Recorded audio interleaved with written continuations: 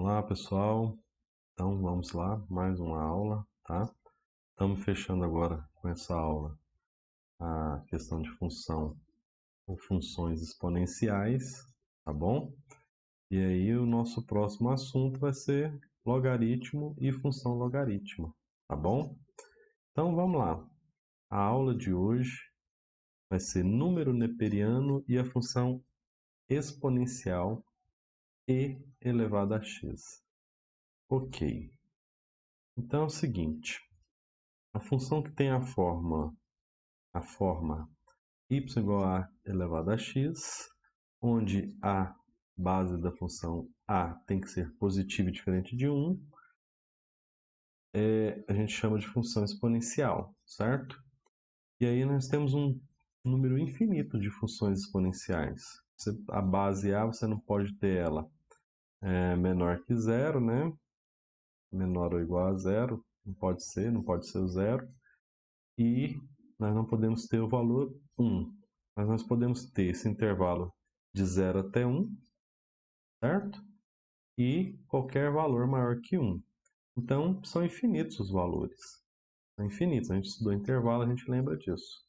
Então, diante dessa vastidão de funções exponenciais, existe uma que se destaca porque é muito usada nas engenharias, na física, na matemática avançada, né, em cálculos mais avançados, e que a gente vê que a base, né, dessa função que é tão importante para a área de exatas, tá bom? Então, como que surge essa função que a gente chama de função exponencial natural? Bom, ela vai surgir usando esse número que é chamado número neperiano ou de Neper, tá? Tem associação com Euler ou Euler, dependendo da pronúncia, tá? É um brilhante matemático, mas que teve aí no seu desenvolvimento, né? Quem primeiro ele desenvolveu foi Jacques Bernoulli, né? Então tem essa teoria no livro de vocês, deem uma lida, tá? Que a gente vai ver de forma mais resumida. Mas o Bernoulli ele foi um matemático do século XVII e ele imaginou um problema onde a gente usa aquela formulazinha de juros compostos que a gente também já estudou, juros simples, né, juros compostos. E juros compostos é uma função, se você olhar a fórmula, é uma função exponencial. Então ele imaginou, né, que fazendo um empréstimo para um banco durante um ano, com juros a 100%, tá? Então ele imaginou isso, uma situação, um cenário desse, e depois ele pensou, e se eu diminuir pela metade o juro, mas também diminuir pela metade o tempo? Então ele diminui a taxa de juros pela metade e diminui também o tempo. Era um ano, passa a ser 2 semestres, né? Se ele diminui a 1/3 a taxa de juros, ele diminui também a 1/3 a quantidade de meses e não mais um ano. E aí ele usou esse raciocínio, tá? E chegou nessa fórmula que 1 mais 1 sobre n, isso entre parênteses, elevado a n. Esse n, tá? Ele entra dividindo a taxa de juros, que esse segundo elemento, se vocês derem uma recordada aí, esse segundo elemento é a taxa de juros, tá?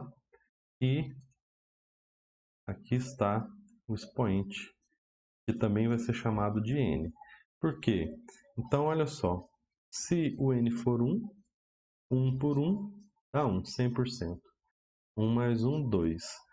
N como expoente sendo 1, 2 elevado a 1 dá o próprio 2. Isso seria o quê? O meu juro, né? Durante um ano. Eu receberia 100% de juro. Ok. Se eu diminuo, então, a taxa de juros pela metade, o n agora assume 2. Então, ele assume dividindo a taxa, tá? E sendo também o expoente, que é o tempo. Então, era um ano, agora eu tenho 2 semestres. Então, muda a variável do tempo, de ano para semestre, mas eu diminui pela metade, ok? Então, se eu continuar seguindo esse raciocínio, sucessivamente, de forma que o n vá para o infinito, eu vou, né, o meu resultado ele vai tender para um número, e esse número é um número irracional, tá bom? É esse número que eu vou destacar aqui, ele é infinito, e ele é um número irracional. O que que isso significa?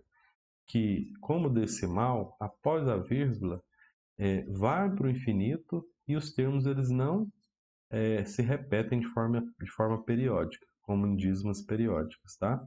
Então, essa é a característica de um número irracional, assim como o π, que a gente já sabe, né? A gente divide a circunferência pelo seu diâmetro, sempre dá o número π, que é um número infinito, e a gente aproxima ele 3,14. Aqui a gente também vai fazer isso. A gente vai pegar e fazer uma aproximação para efeito de cálculos, tá? Em 2,71. Esse é o número de Neper ou o número neperiano, tá bom?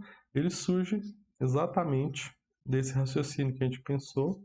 Tá no livro, dá uma lidinha, tem a tabelinha explicando, tá? Eu vou deixar para vocês lerem porque exercita aí o raciocínio e a interpretação de texto, tá bom? Ok.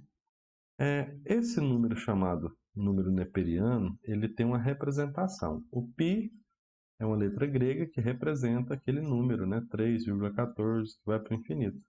É um número racional. Aqui no neperiano, a gente usa o ezinho aqui, ó. Esse é o símbolo. Apareceu o ezinho, você vai lembrar que é o neperiano, que ele é aproximadamente 2,71, tá bom? É isso. Então vamos seguir. Então tá, o número neperiano E representa o valor a pagar de uma unidade de dinheiro com juros de 100%, contabilizado de forma contínua, períodos de tempos infinitesimais, é o que eu falei, a gente pega o N e ele joga para o infinito, tendendo para o infinito, tá? E aí ele tende ao número de Neper, o número neperiano. Com isso passou a conhecida a função exponencial de base E. Então repare que agora a gente está falando que passamos a conhecer uma função exponencial cuja base dessa função vai ser quem? O neperiano, certo? E aí ela vai ter um nome especial, tá? Função exponencial natural. Então ficar atento com isso. O exinho, se ele aparece e eu tenho um expoente e a variável da minha função está no expoente, ela é uma função exponencial natural, onde a base dessa função é o número neperiano, tá bom?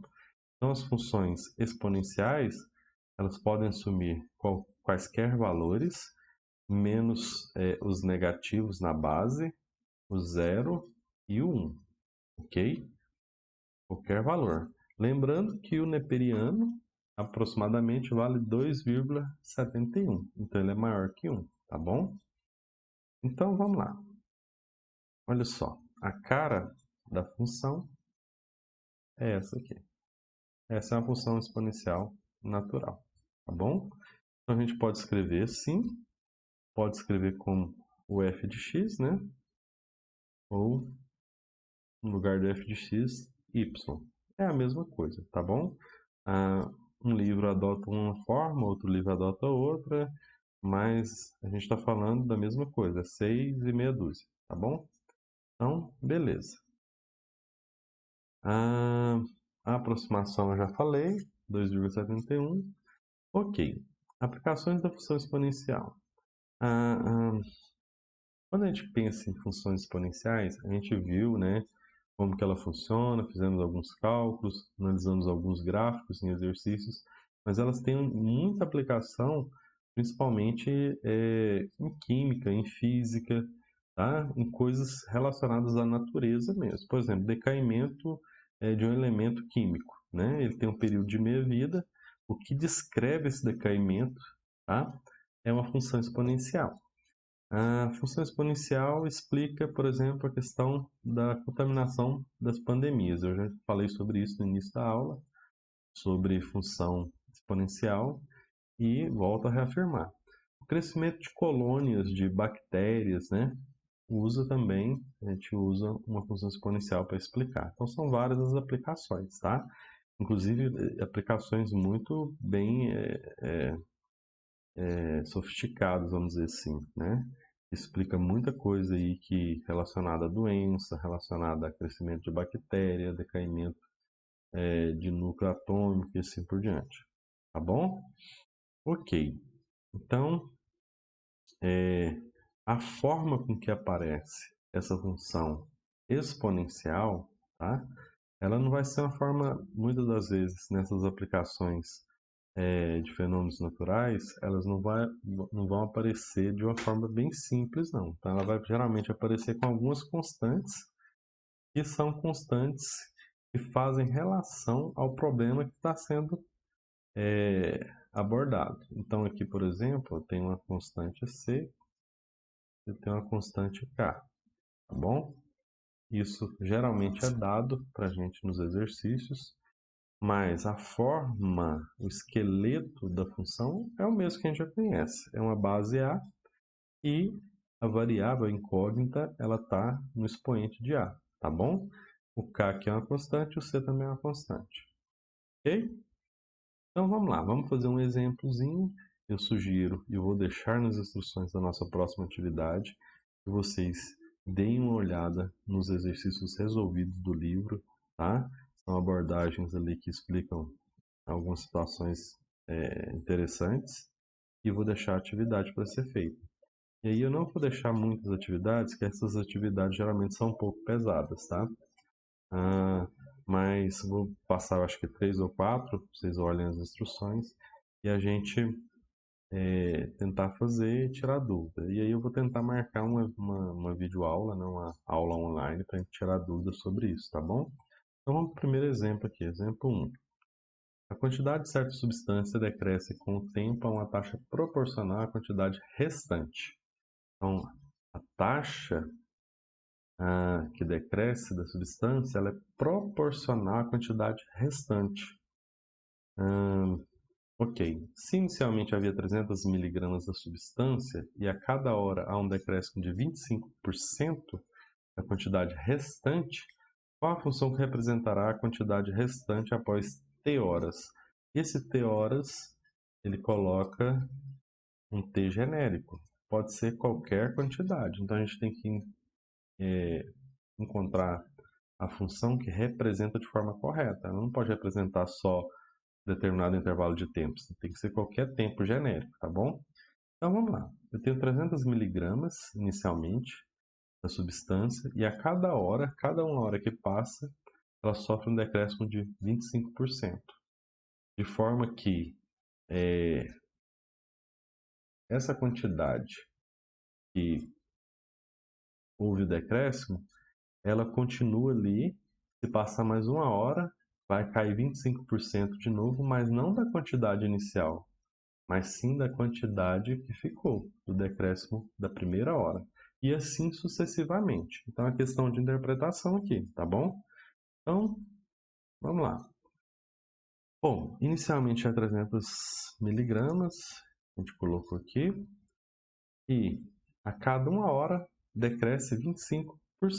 Então, montei aqui a função, a 300 é a quantidade inicial, e 25% a gente pode escrever como 0,25, ou poderia ser 25 sobre 100, tá bom? 25%. O t, que é a variável, ele entra no lugar, é incógnita, né? No lugar do xzinho que a gente tem feito aí as funções exponenciais. Então, se o t representa as horas, passou uma hora, a gente substitui aqui, 0,25 elevado a 1, qualquer número elevado a 1 dá ele mesmo, tá? Então eu tenho que resolver essa continha aqui, ó. Ok, resolvi. Quando eu faço essa continha, eu acho 75. Mas aí é que tá. Eu estou fazendo dessa forma para você perceber que a forma que a gente montou aqui, ela me dá quanto que decresceu, mas não a quantidade que ficou restante após o decréscimo. E na nossa interpretação lá da questão, ele fala que a função tem que ficar, tá? em função da quantidade restante do decréscimo. Então, a cada 1 hora, 25%, esse 25% ele age sobre o restante que ficou. E aqui a gente achou só o que foi tirado, não o restante que fica, tá bom? Faz a leitura lá de novo e tenta entender. Aí, então, o que a gente tem que fazer? A gente vai ter que armar de forma diferente. Esse 25%, ele representa a cada 1 hora o que sai, né? Então, saiu 75. Então, sobrou 225, a quantidade após o decréscimo. Então, como eu tenho a taxa aqui dentro do parênteses, e essa taxa está elevada ao tempo, bom, o que resta aqui para formar 100%? Eu tirei 0,25 para inteirar aqui, fazer com que essa taxa vire 100%, resta 0,75. E esse 0,75 é exatamente a quantidade que fica após o decréscimo.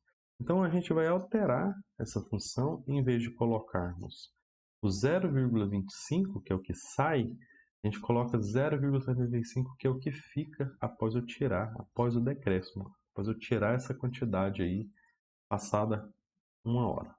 Então a gente monta novamente e tá aqui.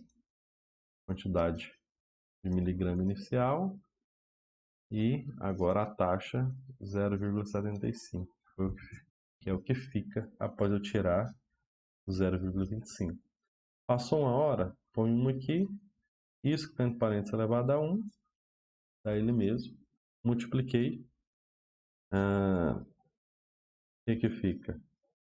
Fica 225, ok?